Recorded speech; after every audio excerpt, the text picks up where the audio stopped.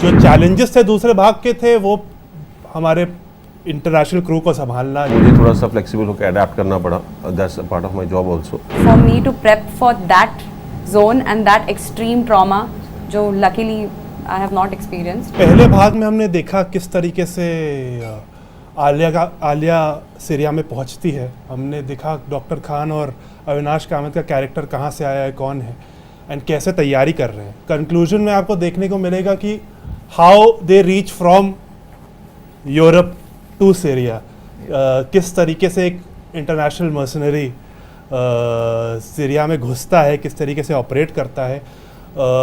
जो चैलेंजेस थे दूसरे भाग के थे वो हमारे इंटरनेशनल क्रू को संभालना। जिस लोकेशन में जहां हमने काम किया है वहां तक अलग अलग एक्शन पीसेस को तैयारी करना और एक थ्रिलिंग एंटरटेनिंग कंक्लूजन देना, राइटिंग में भी और एग्जीक्यूशन में भी।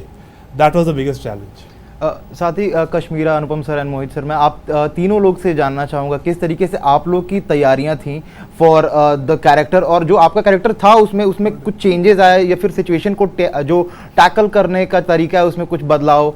हमने इसकी सारी शूटिंग एक साथ ही की थी, इसलिए इसका मतलब ये था कि इन लोगों की प्रिपरेशन, डायरेक्शन डिपार्टमेंट की, प्रोडक्शन डिपार्टमेंट की प्रिपरेशन इतनी लेवल की थी कि सब इमोशन सब साथ में ही नज़र आ रहे थे। और जब तैयारी होती है प्रोडक्शन की और डायरेक्शन डिपार्टमेंट की तो एक्टर्स के लिए सहूलियत हो जाती है उस इमोशनल ग्राफ को दोबारा पेश करना। पर मुझसे ज़्यादा तो इन्होंने किया, because he went through a total graph of his emotion. तो इनसे मैं इनको ये माइक पकड़ाता हूँ।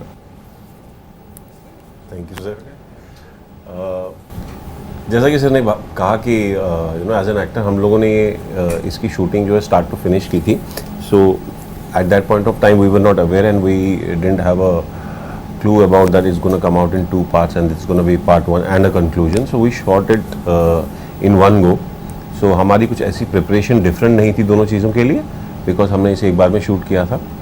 सो जैसा कि मैंने पहले भी कह चुका हूँ, ये कहानी एक बुक पे बेस्ड है, टिकट टू सीरिया, जो शिरीष स्वराज जी ने लिखी थी। उसको नीरज सर ने अडाप्ट किया, उससे इंस्पिरेशन ली और भाव ने बनाई। एंड एज एन एक्टर आप डायरेक्टर का विजन फॉलो करते हैं। जिस तरीके का अप्रोच था वो बहुत अलग था।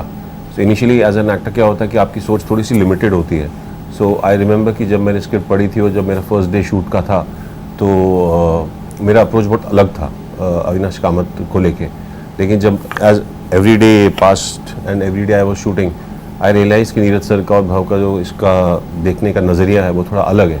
सो मुझे थोड़ा सा फ्लेक्सिबल होकर अडेप्ट करना पड़ा, that's a part of my job also. तो मुझे उसको अडेप्ट करके then I had to bring in the elements that they wanted for Avinash Kamath. And the kind of response जैसा हमको मिला है, I think people have really I would say resonated, they have connected with Avinash Kamat.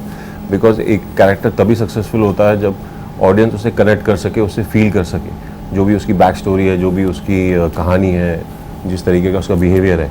Unless and until it is not convincing for an audience, they won't stay with the character.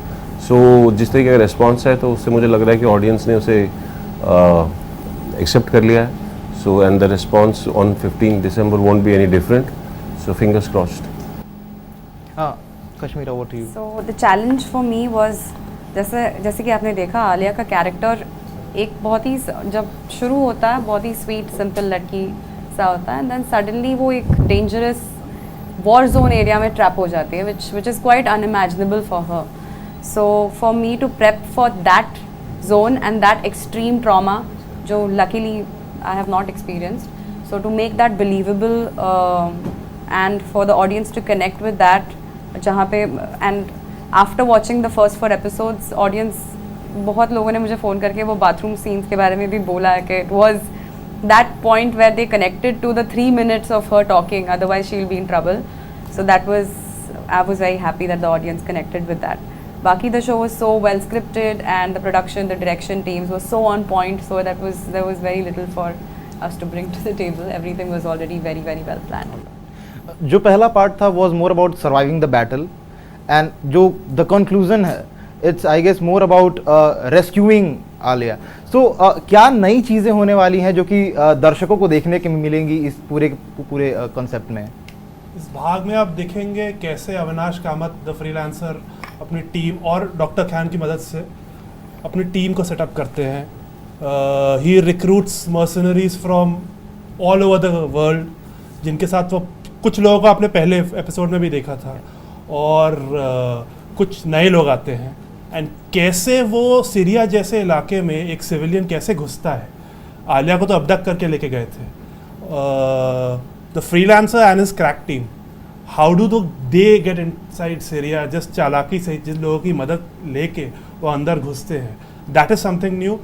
Regarding Kashmira's character, there are a few surprises. I won't like to mention it, but there's something very interesting from episode 5 itself that you will see. And there are a lot of spoilers attached to it, so I'm not gonna mention that. But she is doing, along with Alia's character, Kashmira has been explored in a very, very interesting